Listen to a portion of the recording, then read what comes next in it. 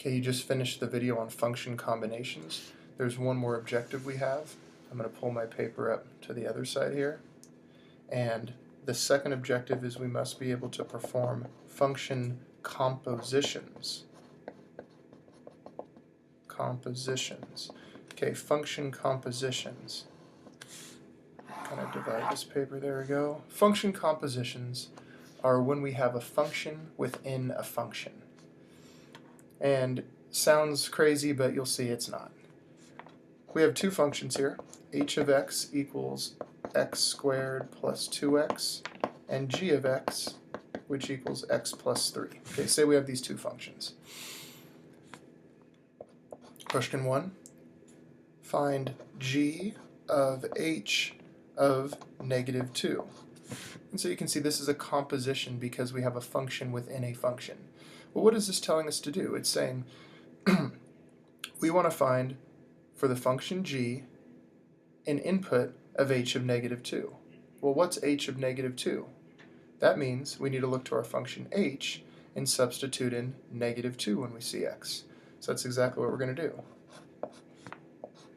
So I need to look to my function h, and anywhere I see an x, I'm going to plug in negative 2. So it's going to be negative 2 squared plus 2 times negative 2. Negative 2 squared plus 2 times negative 2.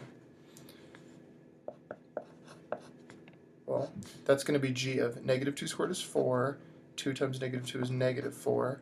So that's telling me to find g of 0. Well, g of 0, what does that instruct us to do? That tells us look to the function g, that's over here, and anywhere we see an x, plug in 0. So this is equal to 0 plus 3, which is 3. So g of h of negative 2 is 3. Okay, well, sometimes we won't be given a specific value to evaluate at. We might have a more general case.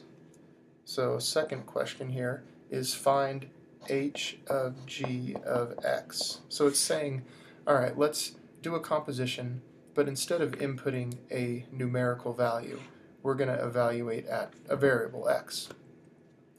Well, same process. We want to evaluate the function h, so this function, with an input of g of x. Well, what's g of x?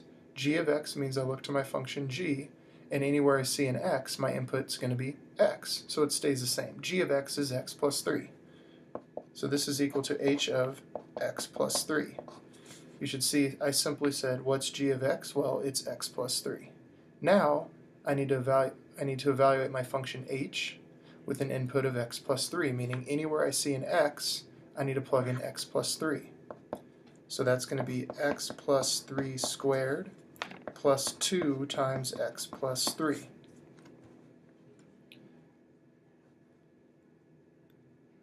So notice I just plugged in x plus 3 anywhere I saw an x in my function h. Alright, now I just need to simplify this. I'm going to go ahead and just expand everything out and combine like terms. Now don't make the mistake of x plus 3 is not x squared plus 9. X plus 3 squared means I have x plus 3 times x plus 3. And then I can distribute the 2. So this is 2x plus 6. If I FOIL here, I get x squared plus 6x plus 9. Let's bring down the 2x plus 6. And now I combine like terms. I have x squared plus 6x plus 2x is 8x, and then 9 plus 6 is 15. So h of g of x is x squared plus 8x plus 15. In addition, you'll need to be able to state the domain of compositions. So what's the domain? What is the domain of h of g of x? Well, let's look to our function, x squared plus 8x plus 15, and ask, are there any inputs that will return an undefined solution? Well, there's two things we have to check for. Will we ever take the square root of a negative? No, I don't see any square roots in here, so we don't have to worry about taking the square root of a negative. And the second thing, am I dividing by 0 ever? Well, no, there's no x's in a denominator. So we don't have to ever worry about dividing by 0. So in this case, we're allowed to plug in any input we want. We will always get a defined solution. So the domain is all real numbers. We can plug in any number we want. And the way we say that is all real numbers. One more example of a composition.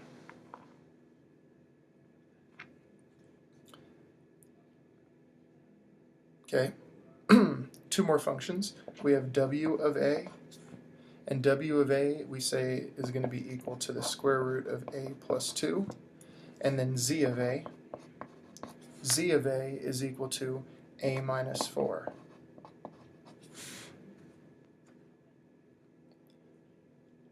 Find z of w of 7. Now if you want to pause the video and try it yourself, go ahead. Z of w of 7 means I need to look to my function, we kind of work inside out, I need to look to my function w and substitute in 7 anywhere I see an a. So that's going to be the square root of 7 plus 2, which is z of the square root of 9, which is 3. So that means I need to find z of 3. Z of 3 means I look to my function z, and anywhere I see an a, I plug in 3. So that's 3 minus 4 is negative 1. So z of w of 7 is negative 1. Now let's look at a general case where we're doing a composition just for a variable. So let's find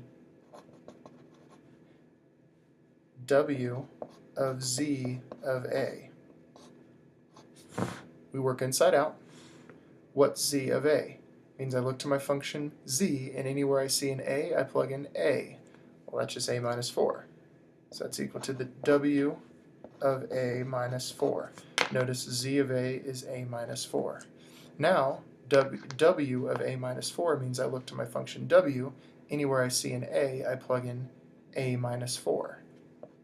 So this is the square root of a minus 4. I substituted a minus 4 in for a, plus 2. So this is equal to the square root of a minus 2, if I combine my like terms. Once again, let's state the domain.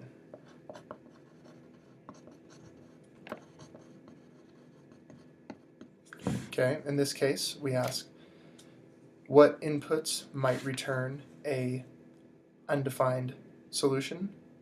Well, I should notice, hey, I've got my variable underneath the square root, and I know I can never take the square root of a negative. That would be undefined.